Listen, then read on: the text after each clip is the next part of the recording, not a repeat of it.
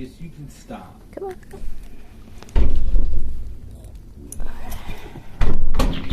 Come on. Good morning, everyone, and welcome to another additional walk with Regis.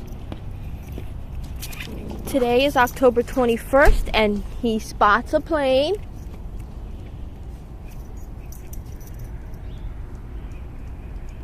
Today's weather, the highs will be the low 60s, and the lows will be in the low 42s.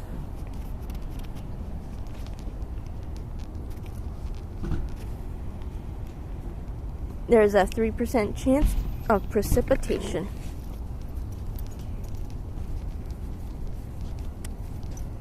Let's see what we have in the news today.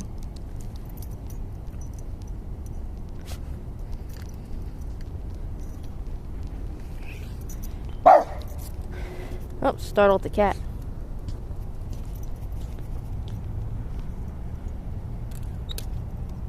Come here, Regis. Come here. Let me fix your ear. Come here. Come, stay. Good boy. All right, come on.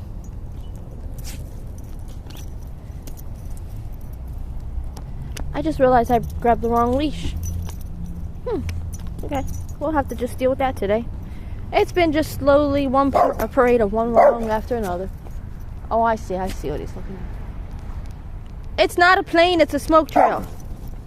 It is not a plane, it's a smoke trail, I promise. Oh, no, I see it. There's actually two. Okay. You're verified. Come on. Get that plane. Yeah, get that plane. Come on, Caddy Bree. I might have a Caddy Bree walk with us. Alright, let's see what kind of news stories we got.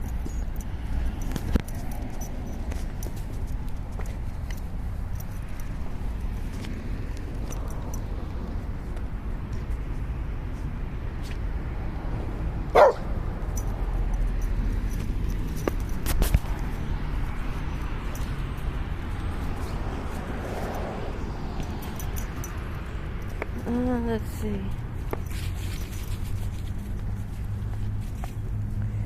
Niagara Falls man. Oh, come on. Stop doing that. Niagara Falls man pleads guilty to raping 3 women in Buffalo in 2017. The Niagara Falls man has pleaded guilty to raping 3 women in Buffalo. 22-year-old Daquan Mike pleaded guilty Tuesday morning before the Supreme Court. Mike pleaded guilty to 3 counts of rape in the first degree, Class B felonies.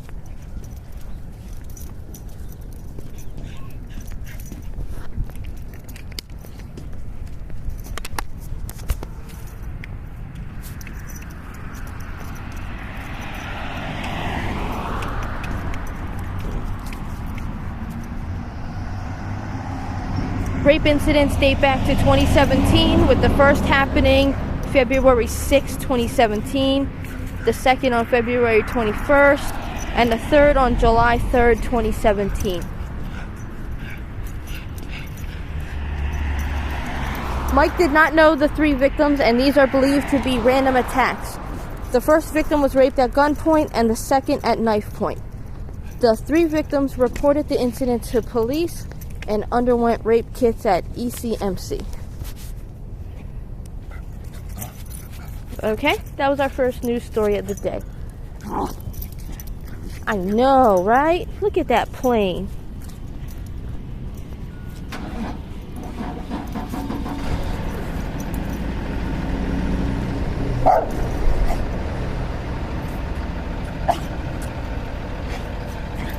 Boy, they are just ignoring your warnings and they're still encroaching on your territory. Yeah. It's not often we see planes when it's fall and winter. It seems like you see the majority of the planes around summer. Alright, I'm going to read the title and not the story.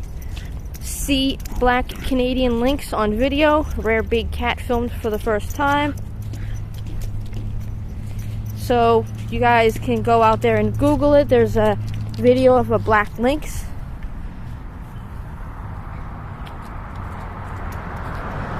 Probably a Canadian zoo has it. And he's going to be focused on that plane. I know. How terrible.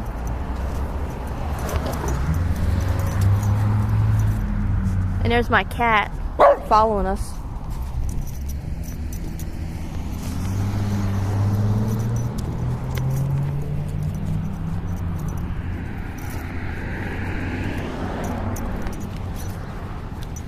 Boy, you are everywhere, sir. Did I hear you, Catty Bree? Catty Bree! Meow! There you are.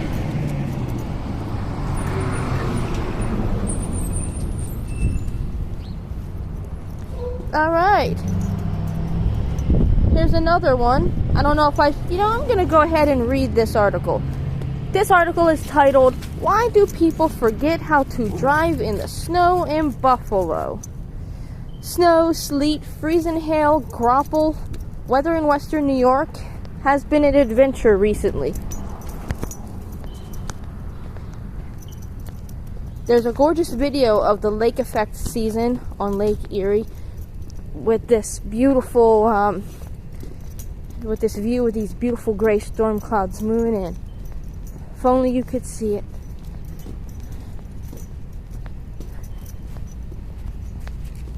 We're no strangers to bad weather in Buffalo. In fact, we've already gotten a ton of snow already this year. I don't think so. Oh, no, not this year, but...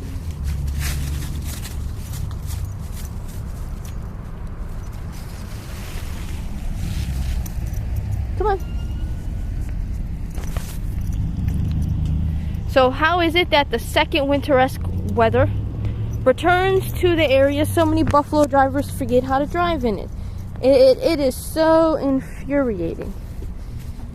On one Buffalo commute, I saw 2 instances of people not knowing how to navigate driving in cold, slippery road conditions. One driver barreled past everyone else, probably going 80 miles, even though the wintry mix bounced all over. They were constantly braking and swerving into different lanes just to get ahead of the pack. Listen, buddy, just because you have four-wheel drive doesn't give you the right to drive like you're on an open road in the summertime.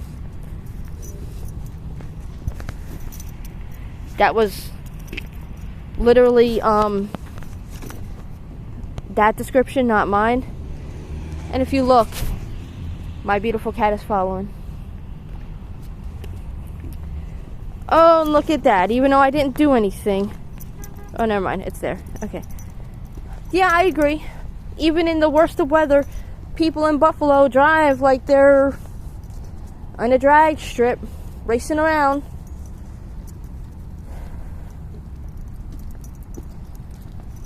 Or drivers that drive way too slow. On the flip side, I saw another car do the exact opposite.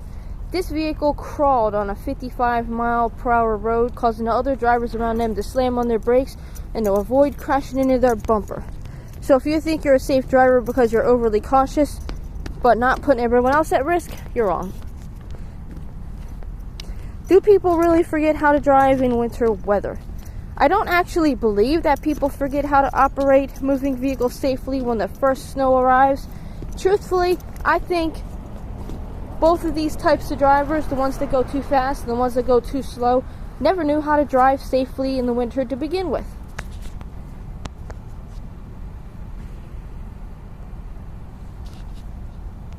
Everyone who drives like a jerk in cold weather should be forced to go practice in a parking lot to learn proper speed, how to take turns to avoid skids, accelerate and stop safely before they're allowed back on the roads with drivers who actually know how to drive safely in winter weather. He is literally yanking me forward and I am pulling back as hard as I can. I am on my heels to stay back and he is just tightening this leash around my arm because I brought the wrong leash. At least for the morning. But it's okay, it seems to be working out. Looks like I could just wrap it around my arm and it stays, cutting off the circulation in my hand. That's good. But you know, at least he's not yanking the leash out of my hand while I'm busy trying to record and look up videos and news articles for you guys, so that's good. Who needs circulation anyway?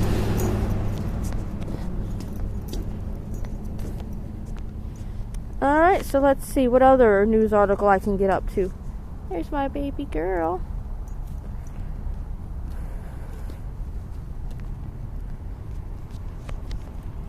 Nestle recalls stuffed chocolate chip cookie dough due to potential plastic pieces. Okay. Oh, here's another one. DA. Hoarder charged after 300 animals rescued from New York home. Authorities rescued nearly 300 rabbits, birds, and other animals from a filthy home in New York and charged a self-help book author with cruel confinement of animals, prosecutors announced.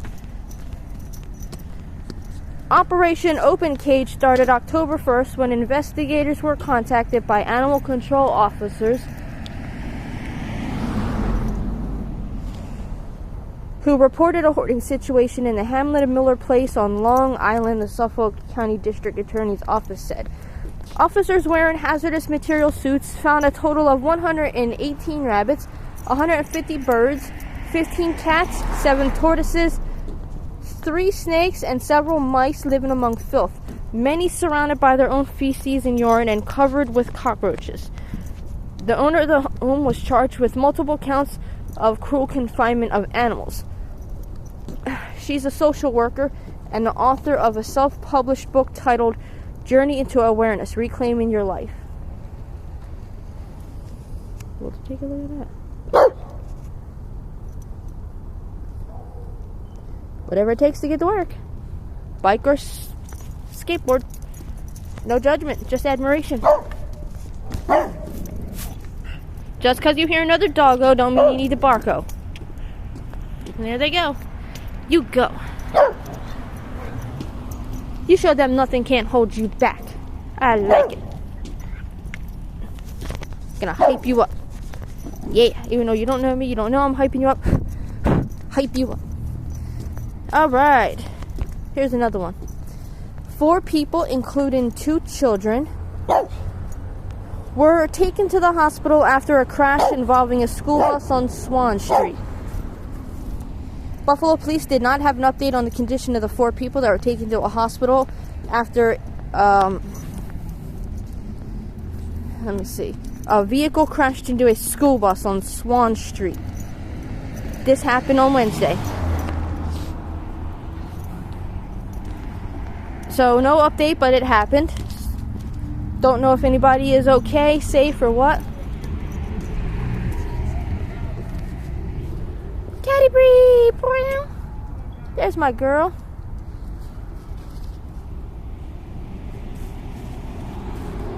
And there's my boy. Look at that gorgeous girl. Good boy. Come on. This way. I don't even have to come out in the afternoon. Let's see if there's other news stories. Come on, Regis.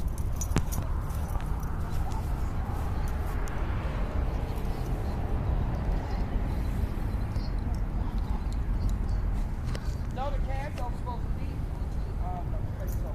They don't. All doctors' offices open at 8. I'm only gonna read the article.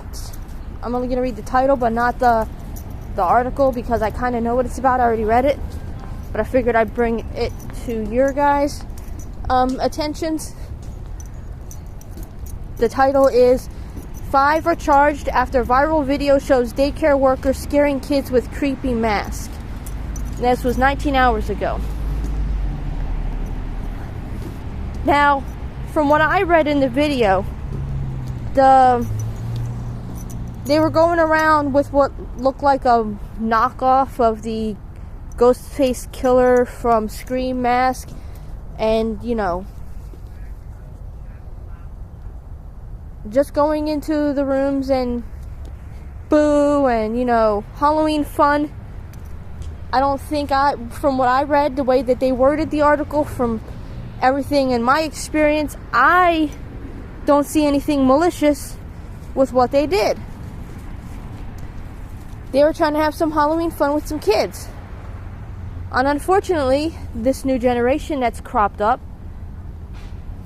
I mean, if you had pulled this on some kids in the 80s, they would have been scared at first, yes. But then they would have figured out ways to scare you back. And then it would have started a game. And then you would have toughened up and you would have grown up tough. And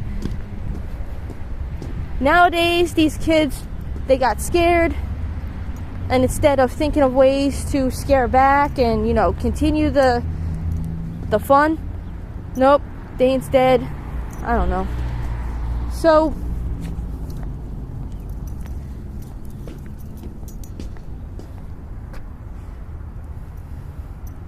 let's open a discussion about that.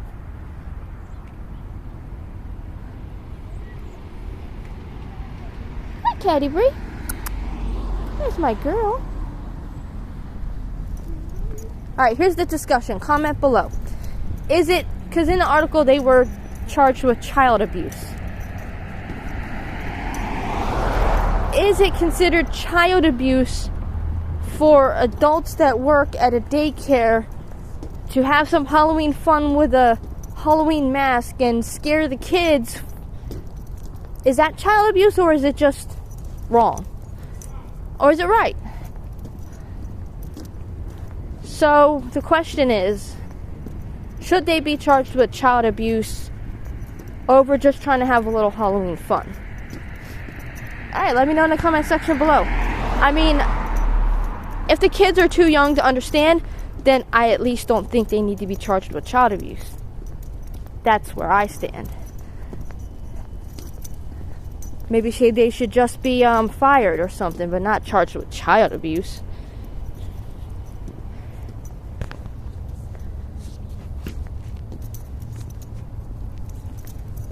Okay. Ooh, haunted drive-thru returns to Cheektowaga Sonic Drive-In.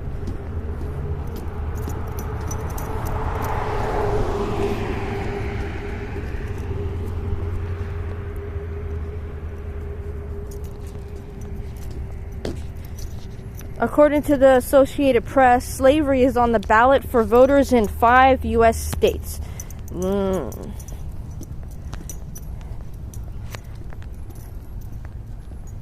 Forced labor by people convicted of certain crimes. That's what they're talking about.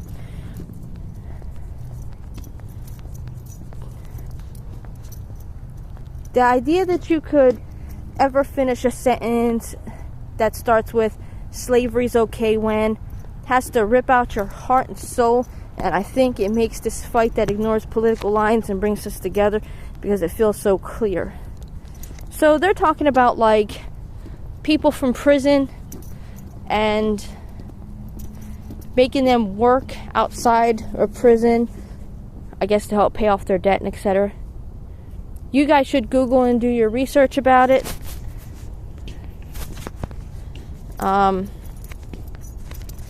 Here's a title of one because we're almost home. Buffalo Public Schools to file human rights complaint against Section 6. And that's it. That's all I got for you guys today. If you like this video, hit the like button. If you don't, you guys can hit that dislike button. Share if you guys want to. Subscribe if you guys want to. And we will see you tomorrow. Bye-bye.